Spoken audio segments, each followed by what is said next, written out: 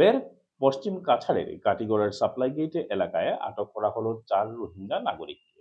এদের মধ্যে 2 জন পুরুষ ও 2 জন মহিলা। জানা গেছে এরা বাংলাদেশ থেকে কাঁটাতারের ফেন্সিং পেরিয়ে ভারতে প্রবেশ করেছে। তাদের কাছে ইউএন এর দেওয়া রিফিউজি কার্ড রয়েছে।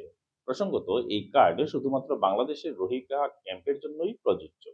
তবুও এই 4 জন রোহিঙ্গা নাগরিক ওই কার্ড নিয়ে পরশু অর্থাৎ মঙ্গলবার রাতে জালালপুরের কোনো এক সীমান্ত দিয়ে ভারতে প্রবেশ করে সাপ্লাই গেটের আশিক হোটেলের স্থানীয় দালালদের জন্য অপেক্ষা করছিল। তাদের হাবভাবে সন্দেহ হওয়ায় স্থানীয়রা খবর দেন সনাতনী সংঘের কর্মকর্তাদের কাছে। খবর পেয়ে ছুটে যান সনাতনী সংঘের সভাপতি সুমিত বৈষ্ণব, ধর্মেন্দ্র কানু সহ অন্যান্যরা। খবর পেয়ে ছুটে যায় গুমরা পুলিশও। 4 রোহিঙ্গা নাগরিককে আটক করে শিলচরে প্রেরণ করা হয়। কোন বর্ডার দিয়ে? জালালপুর বর্ডার। জালালপুর বর্ডার দিয়ে তোমরা আইছো?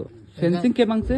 ওটা কি কয় ওই একটা বড় একটা কি আছে মানে ওই জালালপুর।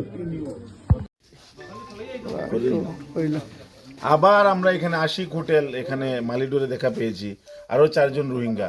এই সিন্ডিকেটটা কে চালায় এখন প্রশাসন এসছে, আমরা এটা নিশ্চয়ই তদন্ত করব।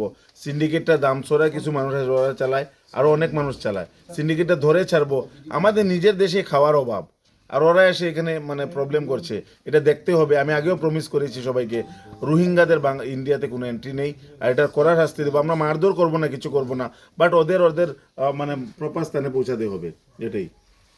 আর আমাদের স্যার, আমাদের আইসি স্যার এখন ধরে হেল্প সমঝে করছে। দিচ্ছি, গুমরা প্রশাসনকে সমঝে দিচ্ছি, যা করবে ইন্ডিয়ার আইন অনুযায়ী যা হবে তা হবে।